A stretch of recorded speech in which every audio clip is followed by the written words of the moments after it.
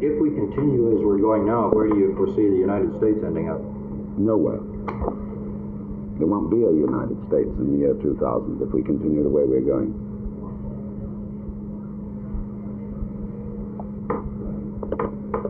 It'll be a barren, eroded country, a desert. Is there some kind of practical, concerted action that can be taken? Yes, concerted action is less action. Quiet down. Stop this perpetual agitation to go somewhere. Get the future, see?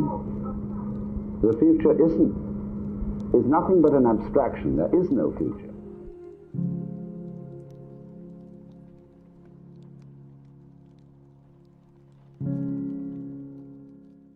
It is saying, don't fritter away the moment.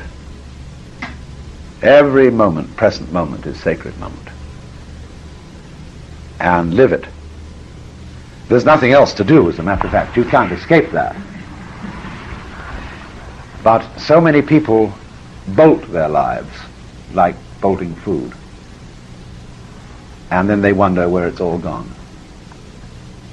You can, you know, slow down time. Everybody feels in a rush. That Robinson Jeffers says time goes faster in California than anywhere else in America. Because everybody's been following the sun. And then they got stopped by the Pacific Ocean.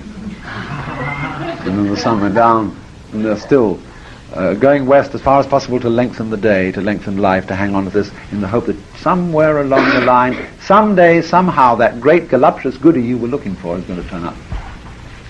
Never does. Because you can't seek it tomorrow. You can only find it now.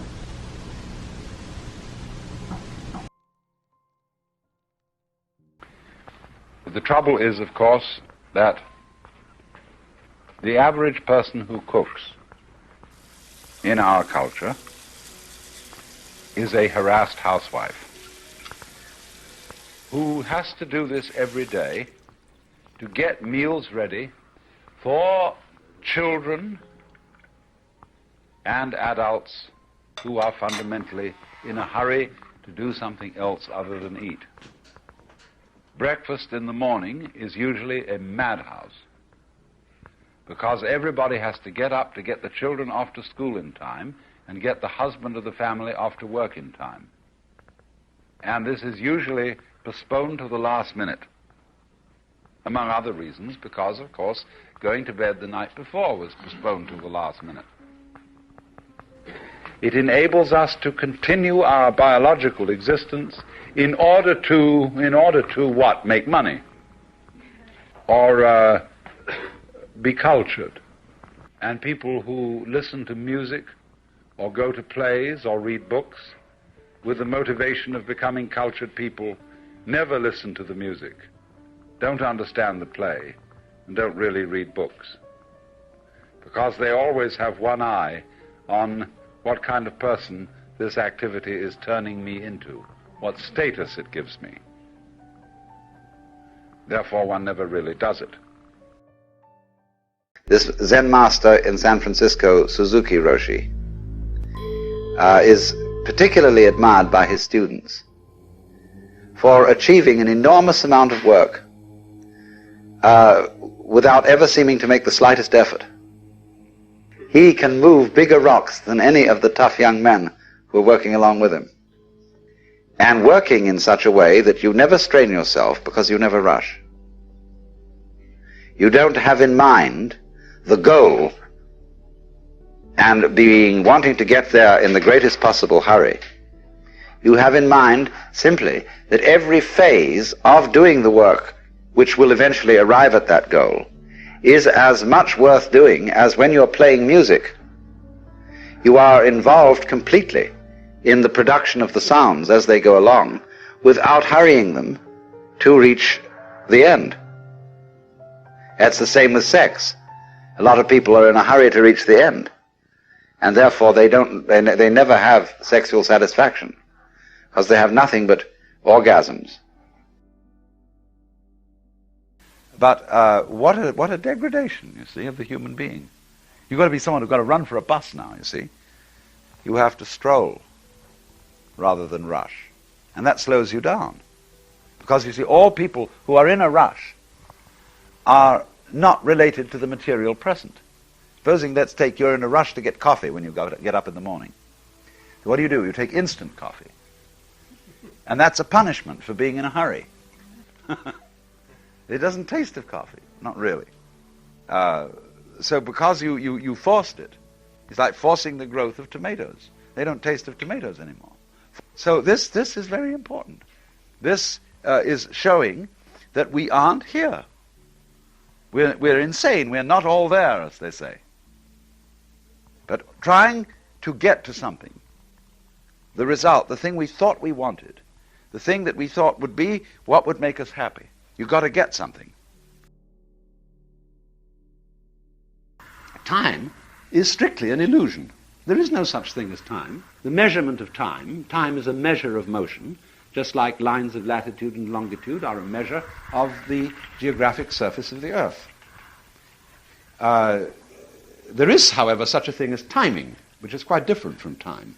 Timing is skillful rhythm. But you cannot ever attain proper timing if you hurry. If you're in a hurry to get to the future. Because the future is never going to arrive. So if you hurry to get to the future, you always get a punishment for it. For example, instant coffee. TV dinners. The sort of food they serve on airplanes. Or beef that is cooked in electronic ovens where you push the switch and a whole roast is done. It isn't. It's heated through. It's not roasted.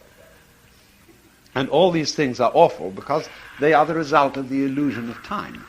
That there is something that is good for us and that we're going to get to. And so this is the result of an educational system which is completely geared to literary and mathematical pursuits, which trains everybody to be clerks, insurance salesmen, and bureaucrats. And then only for people who are considered too stupid to be intellectuals, to go on to college. So the basic arts of life in our culture, farming, cooking,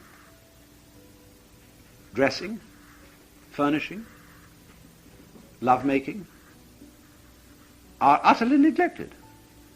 There is no sophisticated training widely available in any of these things for the average person. And so that's the reason why there is nothing on which to spend the time that we save and the money we earn, except trash. So fake cars, pasteboard houses, bread made of squishy styrofoam, vitamin enriched, and all that sort of thing, you see, because of the illusion, we've fallen for the illusion of time. So only what is absolutely necessary for a culture, that means a society of cultivated people, is the cultivation and devotion to the present, to the material world, rather than to the purely theoretical world.